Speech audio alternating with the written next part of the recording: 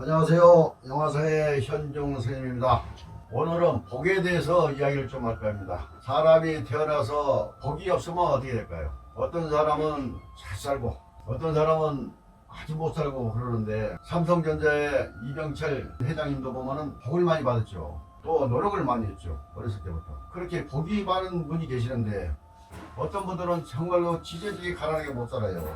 그럼 그 사람들은 왜 그렇게 가난하고 살까요? 그러면 전생이어서 무슨 내가 크나큰 잘못이라 있나? 그래서 현재 이렇게 사는 건지.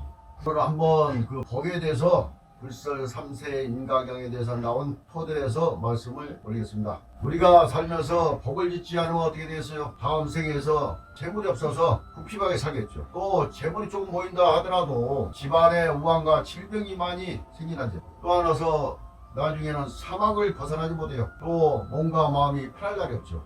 복을 짓고 덕을 쌓은 자는 선신이도 하죠. 별의 아버지분은 3정불이 계시고 어떤 분은 1불이 계시고 좌우 쪽에는 보면은 함성이 계셔요. 복을 많이 짓게 되면은 자기의 목숨이 마치게 되면은 관세음보살님, 마미타 부처님, 시장보살, 일랑보살님 모든 선신님이 오셔가지고 그 돌아가신 분을 극락종토에 모셔가는데, 복이 없으니까 우리가 날마다 돈 하죠. 요새는 코로나가 많아서 어디 직장에 달라도 직장이 없어요. 그러다 보니까 사람이 나태해지죠. 그럼 우리가 어떻게 복을 줘야 되는지, 우리가 절에 가보면은 향이 있잖아요. 향은 부처님의 공양을 하게 되면은 우리가 나중에 몸과 마음이 해탈할 수가 있어요. 해탈. 그리고 우리가 4월 초파일 날에 등을 키잖아요. 등을 키게 되면은 그때는 우리의 몸과 마음이 어떤 식으로 변하냐? 지혜가 생겨나죠. 지혜가. 보면은 우리가 4월 초팔날이나 행사할 때 꽃꽃냥을 하죠. 꽃을. 우리가 공부를 열심히 하는데 끊임없이 어서 노력을 할 수 있게끔 정리를 할 수 있어요. 초하루날이나 보름이나 약사제일날 부처님 전에 공양을 올렸는데, 과일 공양을 했을 경우는 어떻게 되겠어요? 선한 마음이 성근이 하나씩 생겨야 돼요. 그 성근이라는 자체가 모래가치로 하나씩 생기다 보면은 나중에는 모래 자체가 파이가 되고, 파이가 돼서 산이 되고, 산이 돼서 이 지구상을 다 덮잖아요. 그 성과학이 있는데, 선을 넣어서 많이 심을수록 이 지구상이 깨끗해지고 이 마음과 중생들의 마음이 깨끗해지는 겁니다. 그래서 우리는 선을 많이 해야 되죠. 선 공부를 많이 하셔야겠죠. 예를 들어서 대통령이 된다든가 장관이 된다든가 한 나라의 검찰총장이 된다든가 이럴 경우에는 뭐 때문에 그 사람이 현세에 그런 큰 벼슬을 갖고 있을까요? 그분들은 전생에 부처님을 모셨기 때문에 그렇습니다. 일반 사람이 부처님을 모신다고 하는 경우도 있지만은, 대부분 보면은 전에 스님께 내가 부처님을 한번 모셔야겠습니다, 그 공덕이야말로 나중에는 큰 벼슬을 받을 수가 있는 거예요. 부처님을 모셔놓으면 내 마음이 부처고 모든 중생이 부처라고 볼 수가 있어요. 그래서 그런 마음을 가지면은 성분이 쌓여서 나중에는 필히 부처님이 될 겁니다. 대한민국에 차 없는 분들이 별로 없어요. 그러나 차를 갖고 있어도 좋은 차와 나쁜 차가 있잖아요. 뭐 차가 보면은 승용차 1억대 넘은 차도 있고 2억대 넘은 차도 있고 막 그래요. 어떤 사람들은 차가 보면은 500만원짜리 있고 1000만원짜리 타고 다니는 경우도 있어요. 그런 분들은 어떻게 해서 그렇게 되냐? 그거는 전생에 스님들께 옷보시라는 까닭, 옷보시. 옷보시라는 것은 승복 있잖아요. 승복을 보시한 까닭입니다. 그러면 우리가 일상생활 살면서 근시 먹고 입고 하는 사람이 풍족한 사람들은 어떻게 되겠는가? 우리가 삼시세끼 밥을 먹으면서 이 정도면 내가 풍족하다, 이런 사람들은 전생에 가난한 사람들에게 밥을 주고 물을 주고 베풀어준 까닭이에요. 그 사람들은. 그러니 이 공덕이야 복이 얼마나 많이 생깁니까 이게. 우리가 길 가다 보면은 어떤 사람이 할머니나 할아버지가 길을 못 찾는다 이 말이에요. 그러면 어디까지 가십니까 해가지고 그 길까지 인도하는 게 바로 불자의 도리입니다. 도리. 자기가 복 같은 걸 받는다고 생각하지 마시고, 그런 생각도 없이 그냥 우리 아버님 같고 어머니 같구나 하면서 그 길을 인도해 준 사람이 정말로 복과 덕을 갈 수 있죠. 그러면 예를 들어 가지고 서울 바닥에 보니까는 아파트가 뭐 150억짜리도 있다고 보니까 그러죠. 그럼 그런 사람들은 어떻게 그렇게 돈이 많아서 그런 데 사냐 이 말이에요.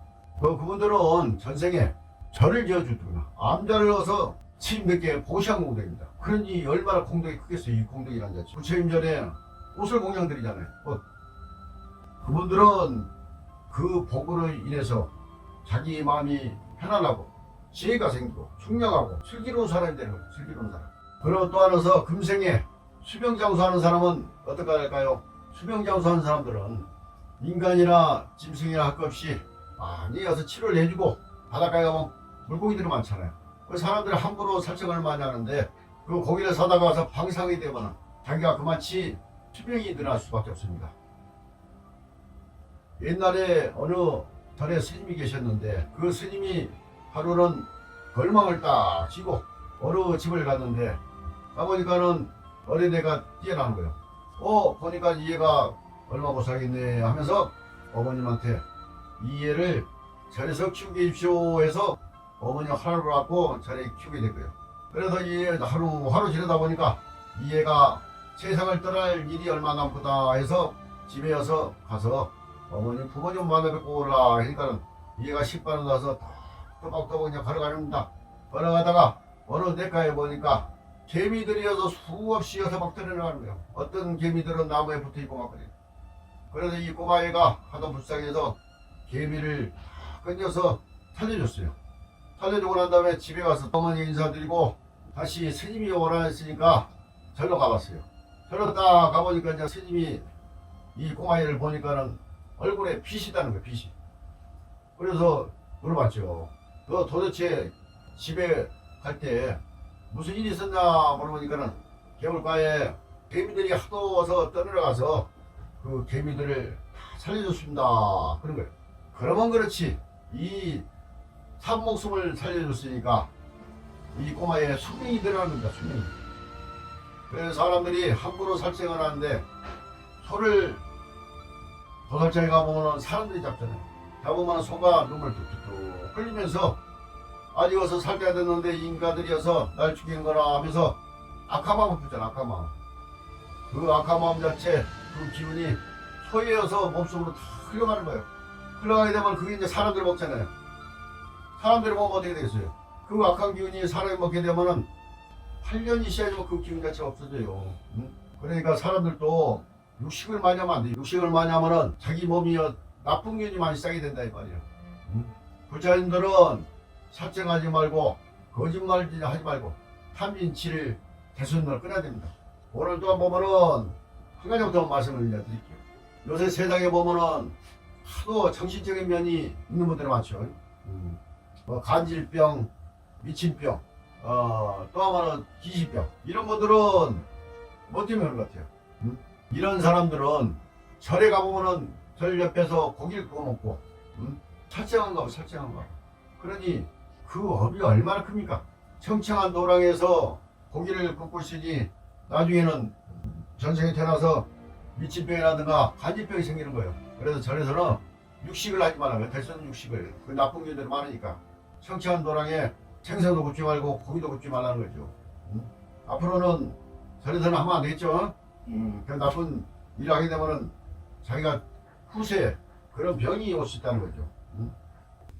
감사합니다. 청문하십시오.